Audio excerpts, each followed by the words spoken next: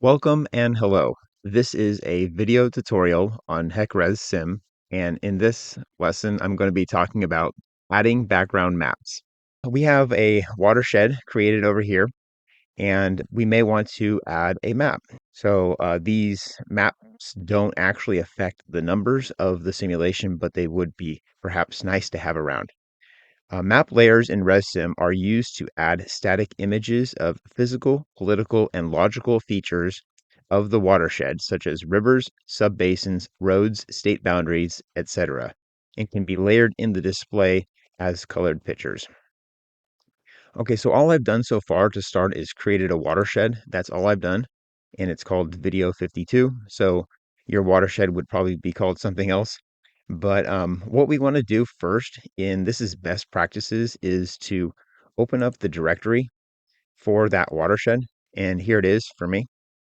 All right, this is my watershed directory, and these are the default directories that were created. So I've got maps, shared, study, and then of course the watershed file, the .wksp file here.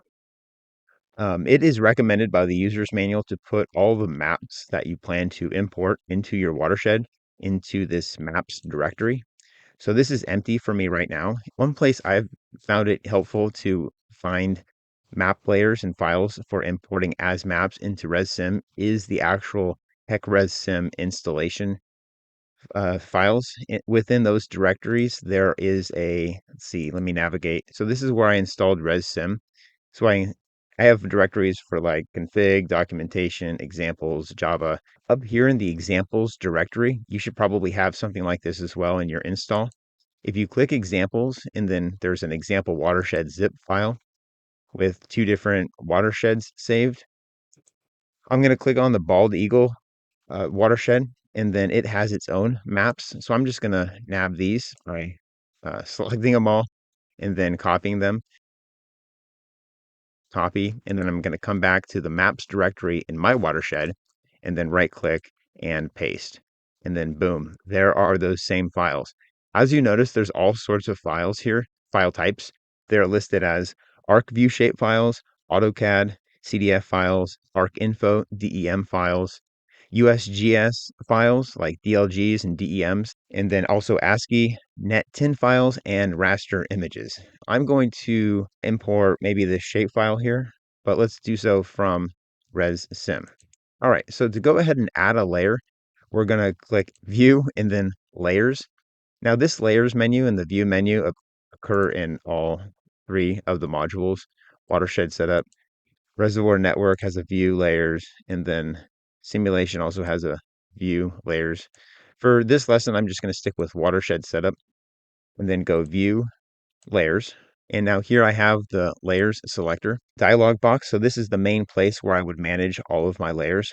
I would like to mention at this point that lesson 7, titled Watershed Display Settings, also covers some of the topics covered here, but more in depth with regard to changing the display of layer properties. This video is more about adding the layers themselves. I'll leave a link in the description so you have no problem finding that one. Okay, so what I'm seeing here is some default layers, but if I wanted to add my own layer, then I would go up to Maps and then Add Map Layer. Now, as you notice, it's disabled. I can't actually add a map layer at this moment, so I need to first click on Edit and then Allow Layer Editing.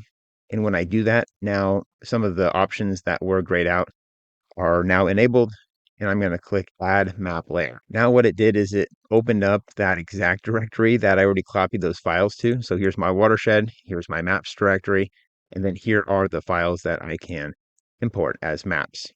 So here is my bald eagle watershed.shp. Well, it's not mine, but it's one I'm using, so that's fine. And then click OK. Now that bald eagle watershed.shp file has been imported. You may not want to call it this, so you can right click, change label. Yeah, so change label if you want to change that. I'll just leave it here as for now. And this layer selector does operate sort of in a hierarchy. So you can have layers nested under layers and so on. And you can expand layers by clicking on the plus icon. And then if you keep clicking on the plus icon, you'll eventually get down to the legend if that layer doesn't have any other layered children, such as this is the case. Our watershed here it shows just a bunch of rivers in a network. And I don't really like yellow, so I could right click on that layer and then properties, or it says it's orange. We can stick with the one style. We don't have multiple different attributes to deal with. I'm just going to change this to blue, and I'm going to make it a little bit thicker, and then click apply, and then OK and apply. So the rivers display much easier to see on the display. All right, so that's good. Next, I want to talk about the coordinate systems of the maps. So as I move my cursor around the map here, you see in the bottom left, this little display readout will display the actual coordinates of the cursor. So the coordinates are changing. I'm going to go up to, again, view and then layers. And then what I could do to change the coordinates is go maps, map display coordinates. And now I have a dialog box for coordinate that shows the coordinate system. XY is the default, but I could change that if I wanted to go edit and then change it to geographic, UTM, state plane, or any other ones listed here. If I do want to change it like to geographic, then I'd have to specify the datum like NAD 27, NAD 83, and then different systems have different extra data that are required. This video isn't going to go into details about each type of coordinate system, but the user's manual in the appendix does go into quite a bit of detail. One thing to also mention is if you have maps that are coming in from different coordinate systems, that those maps would need to be converted all into the same coordinate system for them to be imported properly. For most of the lessons and exercises I do in this channel, I just use XY because it's the actual coordinate system isn't important for learning the basics about how ResSim works as a reservoir modeling program.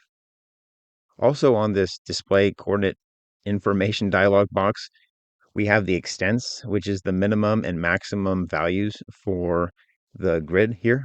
So I can actually toggle the grid on and off if I go view and then grid lines, but I kind of like to have them on so I can see the extents.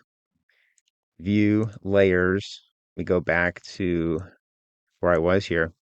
Right, so I can also change those manually, and I can also check this checkbox, which it was already checked, and it basically tells the coordinate system or the map extents to grow to the outer bounding rectangle to include all of the elements that are in the layers.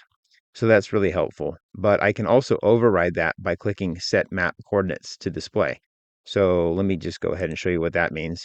If I want to just focus in on, say, this area up here, then this is the map display. And then I would go to View, Layers, Maps, Map Display Coordinates. I'm going to uncheck this Grow to Map Extents and then click the Set Map Coordinates to display. These numbers updated. I'll click OK and then OK. And now if I zoom out, you can see the grid only shows the extent that I was zoomed into previously. So I'm going to go ahead and change that back. Go Layers, Maps, and then Grow, and then OK. And then I'm back to where I was. There are a few other features in this map layer selector dialog box. So if I again allow editing, I can move them up in priority and then move them down, which is basically just layering the different layers. So I may want to have some of the background maps layered at the bottom, and then some of the more prominent features like the actual watershed reservoirs and junctions and reaches as the top layer. I can also like remove a layer, import images, and again, changing the actual display settings is covered in the appendix of the user's manual as well as video 7, lesson 7 of this playlist. So this is just an introduction on how to add layers and then some of the coordinate systems in HEC ResSim.